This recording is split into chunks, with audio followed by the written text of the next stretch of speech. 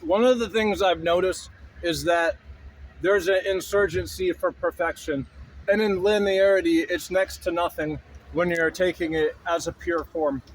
No, there's a problem with purist is that there isn't a thing purer than godly, and so if you're thinking that you're godlike, you would more likely be in line with what purism is, the linearity of this.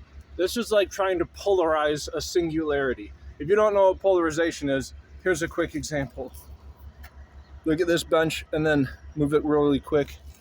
If you've ever seen a gate on a highway and then you're driving past it and it looks blurry, it's because its lines are getting blurred. You're looking in between the fencing and all of a sudden it looks clear, but you know that there's like a wall there, kind of like a screen window, a screen door rather.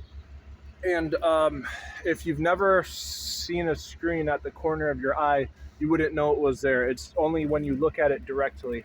That's what a still frame of a polarization is. A singularity is a material that we don't know too much about yet. It's a meta. So a meta material would be something that's a twofer. You can't be in two places at one time, but if you could, it would be a meta material. And so with what singularities have to offer, they're subjectively at the start of the universe where everything was in it, because it's infinitely mass. You can't define gravity. Once you put your thumb on it, it's already expanded out because space is expanding. So that conundrum, the singularity, everything was in it at the start. Well, how's this for trying on for size? Every black hole, which there's a lot of them, surprisingly at the center of all galaxies, not all, but most, that there's a singularity inside of all of them. So subjectively, they're multiple and singular, the singularity. Trying to polarize that is almost as if you have the gate that's going quick and you're looking through it and it's polarizing in like a transparent shade, and a screen that's still put at the corner of your eye, invisible. Right in between those two would be the sweet spot of what a singularity is. So when you're looking at what material has to offer, it's that there is, when you start splitting stuff down, and this is why I agree with Democritus that the atom can never be split. It can be split and polarized. When I say polarized, it's meaning shred to pieces. In shredding to pieces, the proper way in doing it is in black holes. You get a square root of something and you keep taking its root. It's going to be cutting it in half. And this is what things, when they're factored, are. Spaghettification is subjectively. When I keep saying subjectively, it means allegedly or virtually, but without indefinite,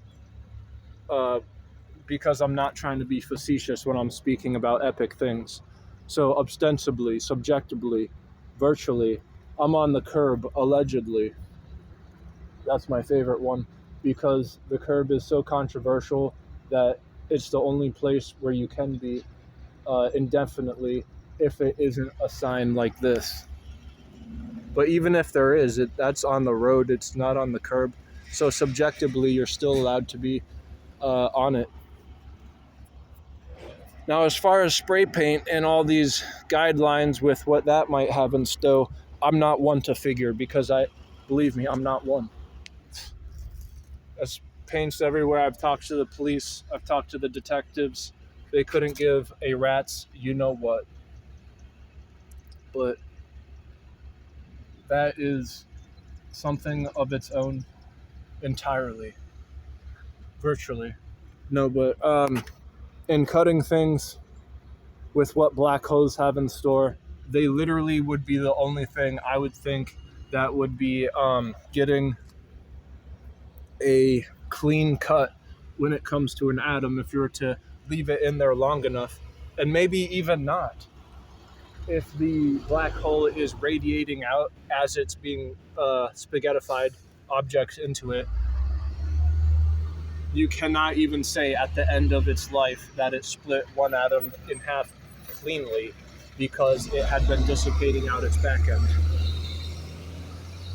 throughout its duration. So that's kind of like a paradoxical uncertainty principle. You can't be two places at once where it's the speed and then the accuracy. You can't have a position and a momentum known and indefinite. And perhaps that's applicable to black holes, being you can't split an atom in half, even in a black hole.